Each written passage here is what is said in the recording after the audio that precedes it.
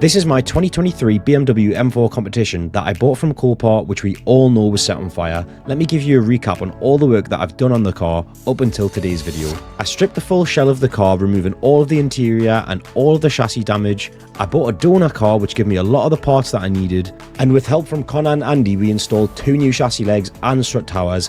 And don't forget about the massive rear quarter damage that the car originally had. They pushed out as much of this damage as they possibly could, and once they'd done that, we removed that rear quarter and had a bit of pulling work to do on the chassis. Once that was done, we could remove the rest of the quarter and start to line up the new quarter with the door, the lights and the boot lid. With the new rear quarter fully installed and lined up, we just had a little bit more seam sealer to do. I did all of this seam sealer again in the engine bay because I wasn't happy with the original seam sealer that I did, and then we just had to clean up and prep the rest of the shell ready to paint the full thing.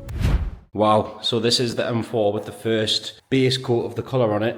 I've went for the original colour, the same grey that it was. There's no lacquer on it yet, so there's no gloss to it, but this is just sort of the base colour, but we are going to do a little twist to it. So this is not the final colour. It's mad to think that this was like a completely burned mess. Even the inside as well, look at it. It's all fresh now. The legs, both the legs that we put on. The fact that all of this was melted, and now it's like a complete shell again, and it looks like this. This is the colour that we've decided to paint the M4 on top of the original grey, which looks insane, especially when the sun hits it. It's just so sparkly.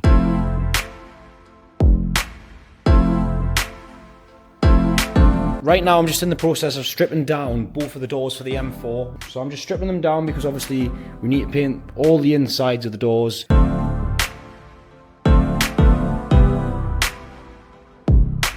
I'm just going around the door with a caramel wheel to get rid of all the sticky residue from where the seal ran around the door, and that was the doors completely painted inside and out. And then we just had to carry the shell onto the trailer. Thank you to everyone that helped me move the car as well. Just a quick little update about the BMW M3, which I posted a video about last week. It's all been painted now, so we just need to put the rest of the car together, and this should be fully done for next week's video. And if you haven't seen what this car looked like previously, it was quite heavily damaged on the front end and also the side. So you need to make sure you're not accidentally buying cars like this M3 or even like my M4 without knowing the previous history. With Car Vertical, which works and checks vehicles throughout 30 different countries across the world, we can check whether a car has been previously damaged and through a salvage auction. If we take a look at this Audi RS3, we can see that the car was previously written off as a category S. It was then repaired and listed for sale, which we can see in these photos here.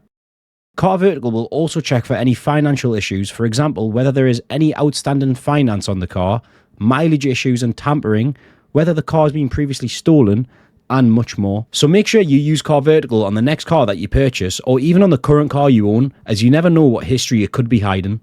Now let's get back to the M4. Now I hope that everyone watching this can just appreciate how much time has went into getting the car to this point, because obviously, like, as I was doing it, I didn't really have any money to spend on doing it. So like, if I had all the money in the world, I would have just got it sandblasted. Sorry, not even sandblasted. I would have just got it dipped, but it costs thousands of pounds. So I spent hours on end wire brushing the full thing, sandblasting the full thing, cleaning out all the sand. Me and Connor were done it the other day, but just the amount of hours spent cleaning it is insane. And look at the finished product, it was well worth it.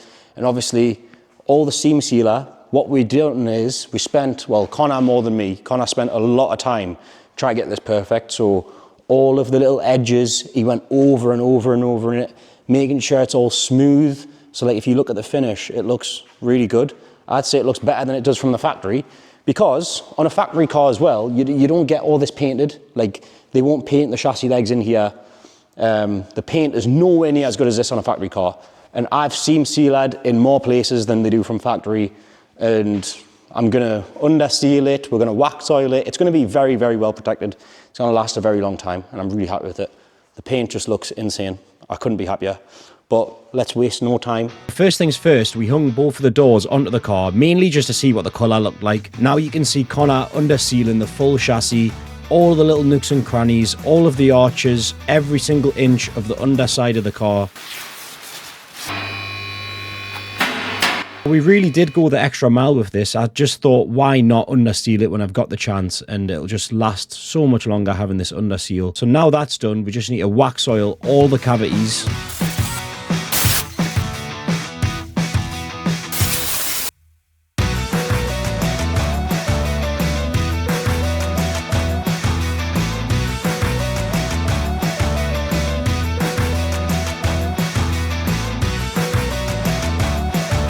So now that we've undersealed and wax oiled the full shell, you can see that the wax oil is actually dripping out of the holes, which is exactly what you want. You see it there.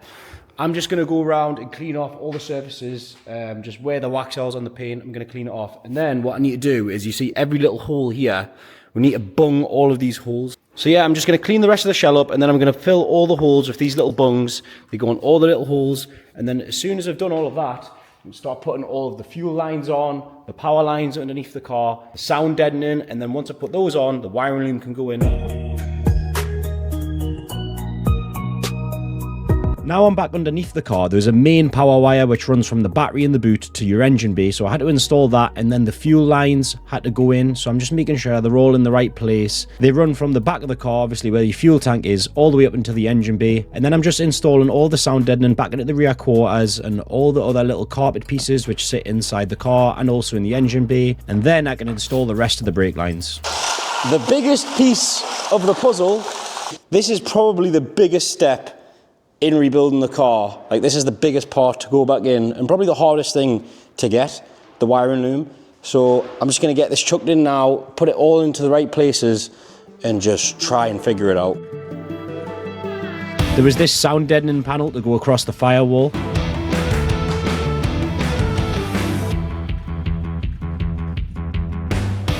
There was a lot of plastic covers and trims in the engine bay which I had to install. I'm honestly not very sure what this does, but I know that it goes here, so I need to put that in. There was 2 metal brackets above the rear parcel shelf area which I had to install, and then also 2 crash sensors which I changed out just next to where the seat belts go into the car, and these foam pieces, as well as some more rubber bungs. So right now I'm probably going to do the most important thing about the whole wiring loom, and I'm going to go around all of the earthing points. You can see here, these earthing points. And what I'm going to do is I'm going to get the drill with a wire wheel, and all the paint on the earthing points, I'm going to clean off all of the paint, so all the earths get a good ground to the chassis.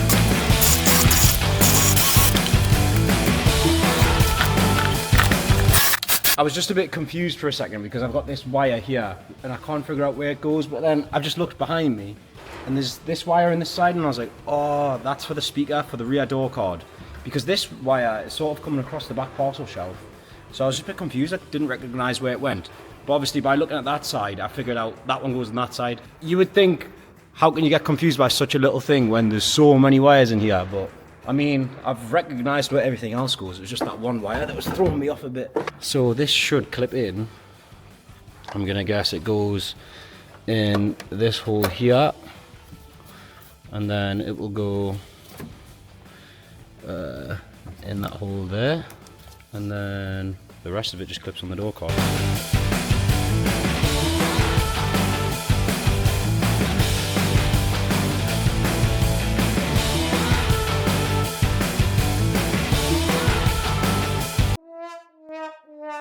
So that's all built up now.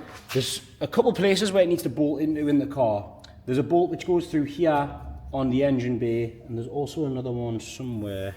Oh yeah, there's a bolt that goes through the engine bay into there, and then it just slides in through these 2 holes, and there's just 2 bolts on each side which screw it onto the car. I'm really annoyed because everything that you can see in the dash there that I've just showed you previously, the dash frame, the wiring loom, the heater box, the heads-up display, I had all of that laid out on the floor and I built it all up and I've put it in the car, but I didn't press record on my camera, so you can see that it's all in there now. And in the clip before, you've seen it on the floor.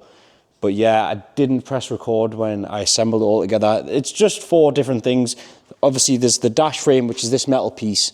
There's the wiring loom, the steering column, the heater box, which is on that side, and then also the heads-up display. So it's not a great deal, but obviously once it's all put together and put in the car, that's a massive, big thing. But I don't want to take it back out and do it again. So yeah, unfortunately I didn't record that. So it's actually not that complicated, but oh my God, I actually can't believe what I'm doing right now. This does not feel real. Wow, wow, wow. That looks absolutely mad. Like, that's half of the interior pretty much in now with that dash frame in, which is crazy. It only bolts into a few places, I'll show you. So there's a bolt across the top here, one there, one there. One goes through the engine bay, through that hole there. And then the heater box screws in here with 3 screws. And then on the inside, there's 2 bolts there. So that's literally it. So I'm gonna get all those put in now.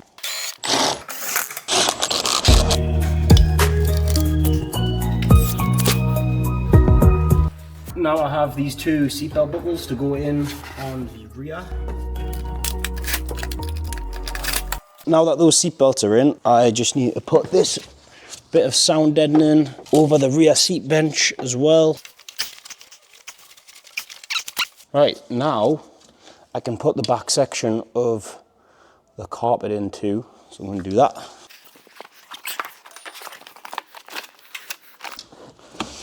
Oh my God. This is mad. What am I doing? What am I actually doing? How is this happening right now? Oh, it's so funny. The amount of people who probably thought that this was never going to get fixed. To be fair, I don't even know how I am fixing it. Like, I don't know why I thought this was something that I can do, but we're here. Oh my God, this is actually mad. Look at it, man. What? The amount of time that has took to get this to this point, I don't think anyone's ever going to appreciate it, but at least I will. All of the electrical connectors down here that I need to plug in. This one must go. This video might be like massively all over the place. Like I might be doing this and then that and then that, because I don't know where to start, and there's no like procedure of doing things because there's nothing on the car. So where do you pick what to do? So I'm just kind of just picking up parts and just putting them on the car as they go. Because some things as well, like you put something on, you might have to take it off to get something else on. So it's a bit of a nightmare. But the next thing I'm going to put in is this ABS module. So let's get that in. I've also got a ground in here that I need to put on. So let's get that ground on as well.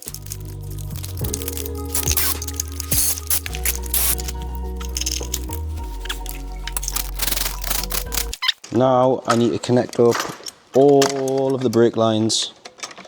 So there's 1, there's 2, there's 3. Where's number 4? Oh, the other one. The other one just goes straight to the closest driver's side corner. Now I can put the window wiper motor on. I have a feeling that this is going to come back off. I don't know. I just feel like I shouldn't be putting this on this early, but we'll find out. One thing I didn't show as well, you see these little rubber bungs here? Obviously they burnt on my car, so I actually had to get them little rubber bungs. I think it's just cushioning for the wiper motor. Right, now inside the car, we've got to put the rest of this wiring loom together. The airbag ECU goes here, and I need 3 10mm bolts for that. 1, 2, 3. Boom, boom, boom. Now what else we got? That must be for the center console. I'm gonna have to take that ground off as well.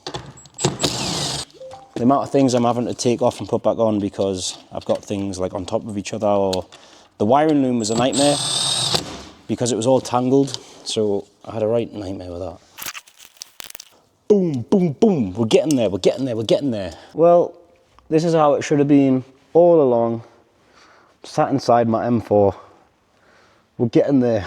It's actually mad, like, what are you talking about? Look at this.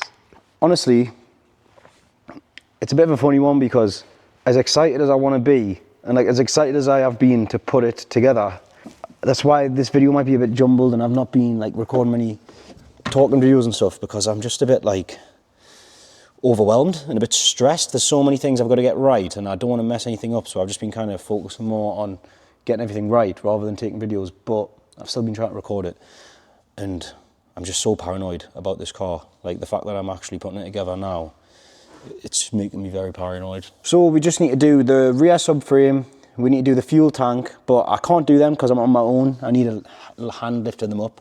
But fuel tank, rear subframe, engine can't go in yet because I'm waiting on a rocker cover. Well, I've got the rocker cover, but I need to get a new gasket before I put that on. So I've ordered that, that's coming Thursday, but I'm wanting to upload this video on Thursday, so that's just going to have to be in the next video. So in the next video we should get the engine and stuff in. But we've made a lot of progress on the interior. I just need to put in these little speaker covers over the speakers on both sides on the interior. I Don't have my dash yet because it's at the trimmer. We've got something very, very special coming with the dash. All I'll say is that the dash is going to be 101. You've never seen a dash like it. But yeah, there's a bit of a weight on that. I've not got my seatbelt either because I've sent my seatbelts off as well. But there's still loads we can do. So let's crack on. So right here, I've got 2 broken slam panels and I've also got a damaged rad pack. And what I'm going to try to do is make the most out of the 2 slam panels that I can. So basically just take all the good bits off of both, put that into one, and then all the other bits that I think I need, I've ordered from the dealership. So once they come, that should then give me a complete slam panel. And then also this rad pack is from the green donut M4, but it's just this front cooler that's damaged, I think, just that one. So I'm going to take that off, see if there's any damage on the radiator behind. This plastic cover's broke there, but to be honest, like, I can live with that. I just need a new one of those, a new plastic cover from the top. So I'll get one of those. That's really, really annoying because I just dismantled the rad pack, but my camera was facing the wrong way. But you can see I've took the radiators apart and they're actually both all right. They were just a bit bent, but I've just bent them back. Like, they're really flimsy and you can bend them really easily. But you can see they're both okay. So I'm going to put them back together now. The reason why I took them apart is because you can't bend them if they're both together. So I'm going to put them back together now. Obviously this oil cooler is busted. So I've ordered a new one of those. But yeah, these 2 radiators are all right. So this rad pack should be all right. I'm just going to start putting the brackets on the back end now. There's flaps here for when you slam your doors, you know, to let the air out. They go there. There's brackets around here as well. So I'm just going to get all of that stuff put on now.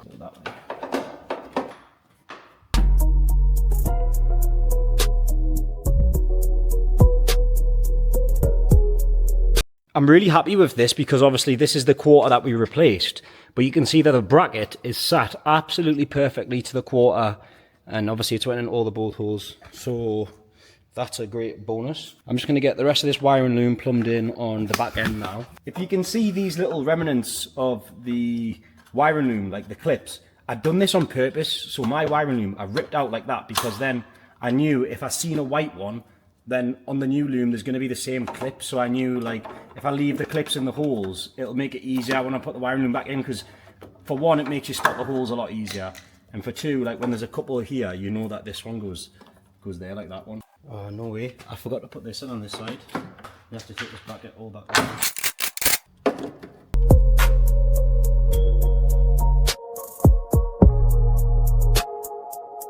So that's all the brackets and the wiring loom plugged in on the back end. We're literally getting so much done here. Obviously, this is the wiring loom for the boot lid. I don't have a boot lid right now, so that's gonna have to wait. But making a lot of progress.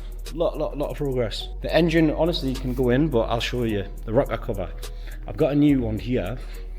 I've got a new rocker cover, but the gasket, I need to replace the gasket because you can't use the same one twice. My rocker cover has a hole in there. New rocker cover and it should be fine. Now I've installed the dash frame and all the carpet and stuff, but these two little brackets which go here and here are actually, I need to put them on before the wiring loom.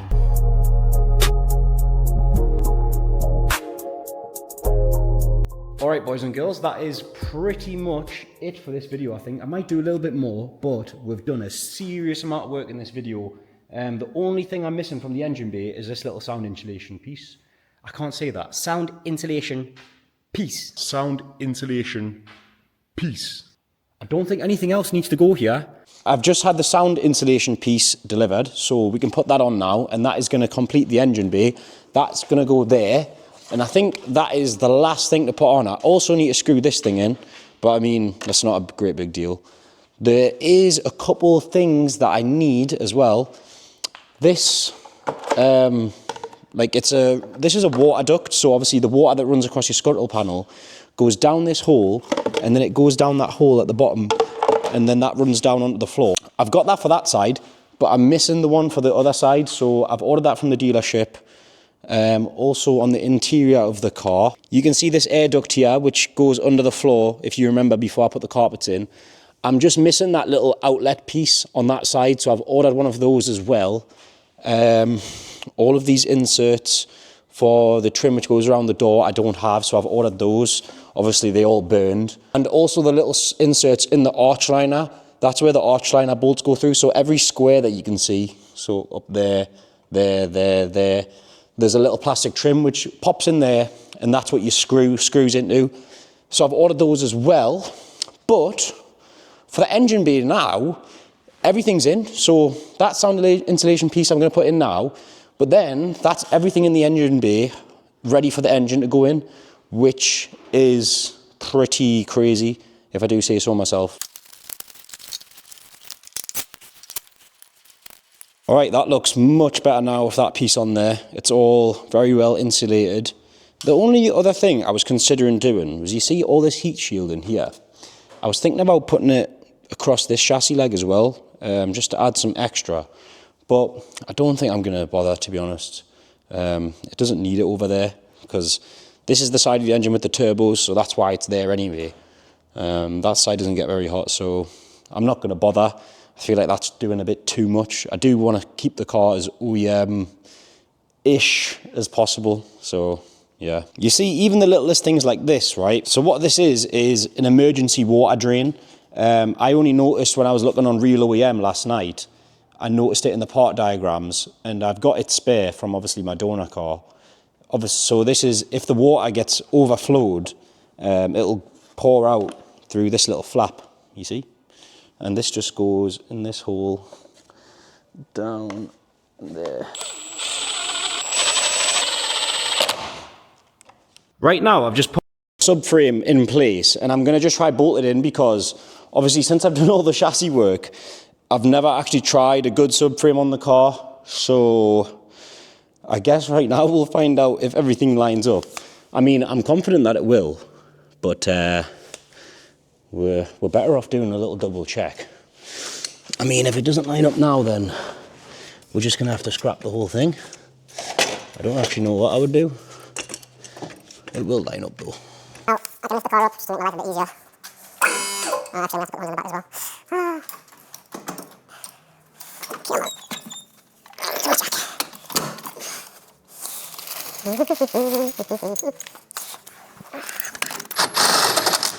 Look at that, man. Straight in. Straight in. This is great. Oh, this is actually great. You don't understand.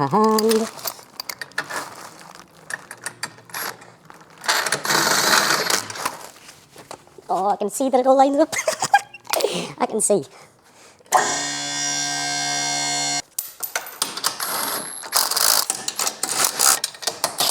I don't think anything else needs to go here before the engine goes in. Honestly, the engine's ready for that. Interior, what am I waiting for? The dash, I'm just waiting for the dash to come back. I need to put the steering wheel and stuff on. Interior is pretty much, like, I'd say 70% done, because dash and center console, it's not really a lot. All the wiring looms in and everything. Absolutely flying. Back end, we've put all the brackets on the back end as well. Undone all the wiring. We just need to put the rear subframe on, the fuel tank in. So the fuel tank goes on first, and then all of the heat shields go between the fuel tank and the subframe. And then once the fuel tank, the subframe, the heat shields are all on, it's just the engine to go in. And obviously I'm just waiting on that rocker cover for the engine. So the next video, we'll change the rocker cover and the engine should be ready to go in. But yeah, we've done loads. I'm really, really happy. Let me know what you think about the progress. I've tried to put a lot into one video, so I'm sure you'll be happy with that. But I'm just over the moon as well. Like, it's actually all coming together now. It's mad. And like, I can't imagine the amount of people who think that I was not being serious about fixing it and that. Obviously, I've not done anything like this before, so in my head, I knew that I was capable of doing it. But someone just watching, you'd probably just think like, oh, what's he on about? He's not actually going to do that. But you can see we are well and truly doing it. So yeah, that's probably going to be it for this video. I'm going to upload another video, because obviously we're going to put the rest of the parts on, get the engine in and stuff. That's probably going to be not next week, but the week after. I'll have an M3 video coming next week, because the M3 is almost done. So stay tuned for that. But yeah, we've made a great amount of progress in this video. I'm really, really happy with how much I've got done. Like, it's absolutely flying now. It's insane. I'm over the moon. But yeah, that's going to be it. I'll see you next Thursday for the M3.